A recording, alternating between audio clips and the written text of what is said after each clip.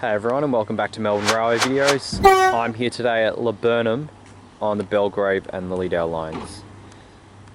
We've got an extrapolis departing 66M is at the rear. It's a Flinders Street service.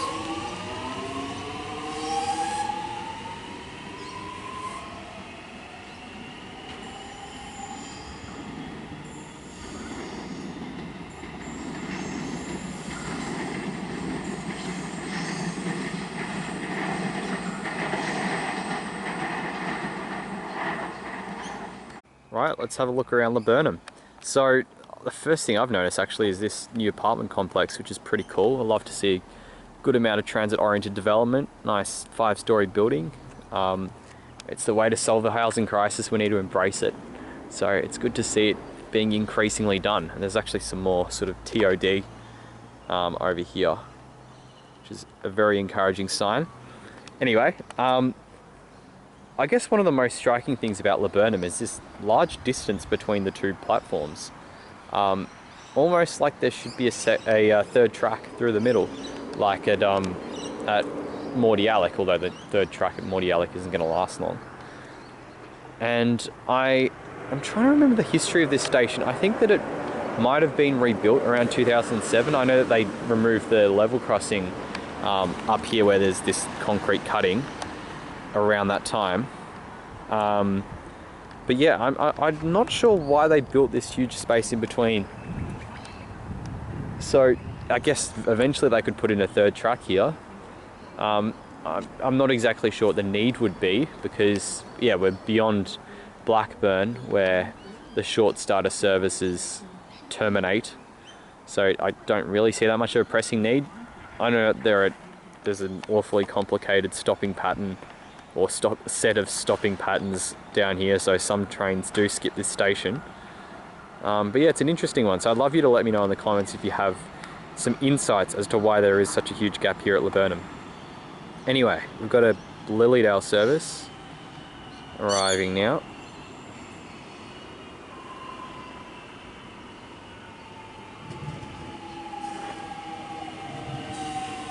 $265M.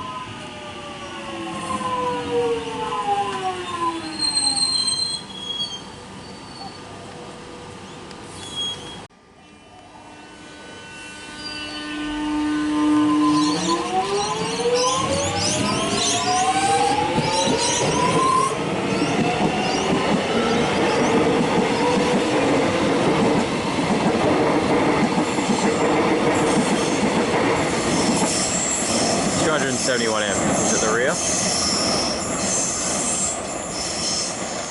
Alright, time to get out of the station and see what's underneath. I've never actually gotten off here before.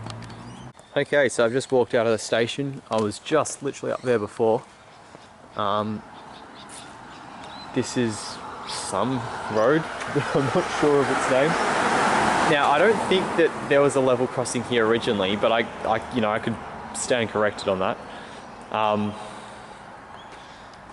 Yeah, this might have been an original sort of structure, although, sorry, originally, yeah, always elevated. I can't find the words. Although this does seem a bit new. And when I say new, as in built within the last 20 years, or rebuilt or refurbished. It's a bit of a shopping strip just down there. Laburnum Village. It's a nice still winter day, although it's very dark. There's a bike path running along here, which is useful. Middleborough Road, I was trying to remember the name of the other road. That was the level crossing that was removed. This was done before the level crossing removal project, as we know it today.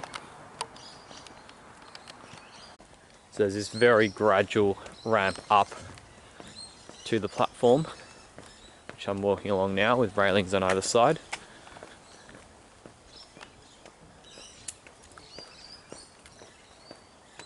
And it's nicely surrounded by greenery, and there's this playground up here which is quite nice. And the platforms are just up there.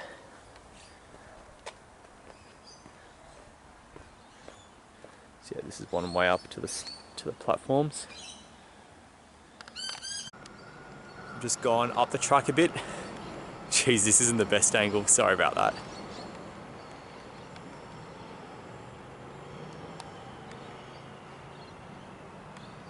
Flinders Street service is arriving.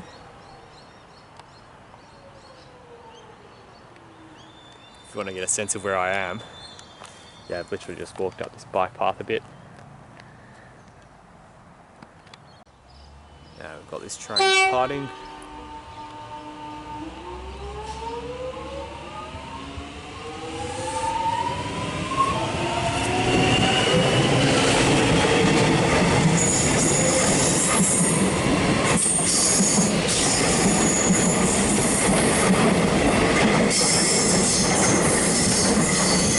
As it passes under the Middleborough Road overpass. Maybe the gap between the platforms is just to accommodate the curvature, so the trains can take it at decent speed. So yeah, this is the way in and the way out of the station. Just a very modest structure.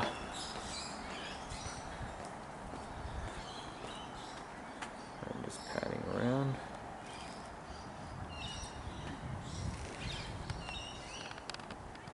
Yeah, I think for many of us, our main kind of memory of Laburnum Station would be that awful footage of a mother with a pram, and she just kind of left her pram thinking that the brakes are on, and then watched as it sort of went down the slope and onto the tracks.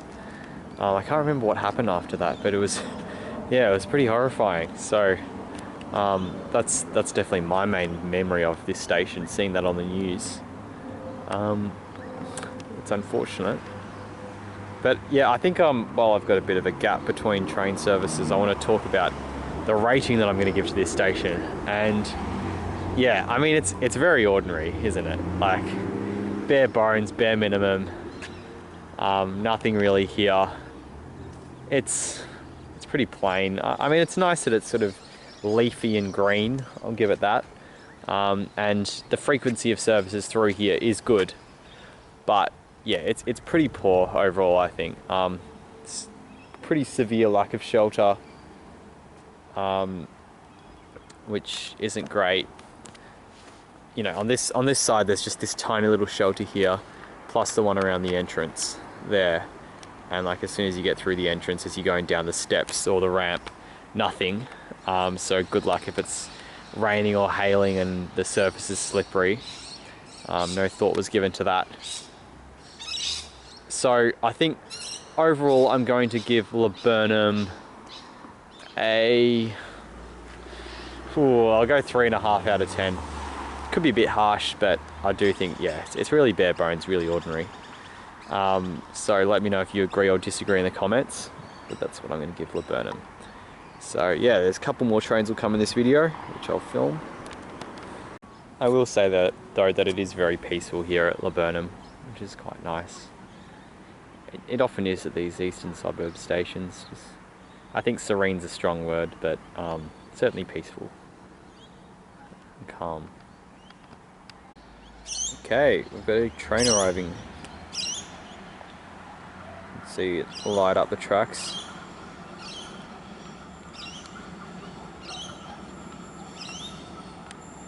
No points for guessing what fleet is operating this service.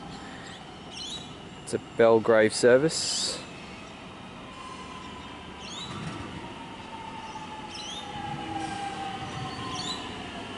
$268M.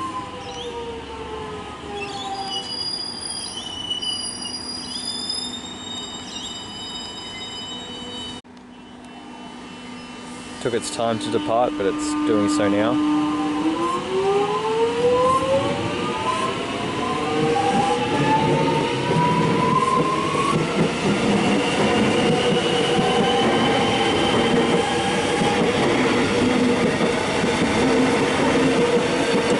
$974M is at the rear.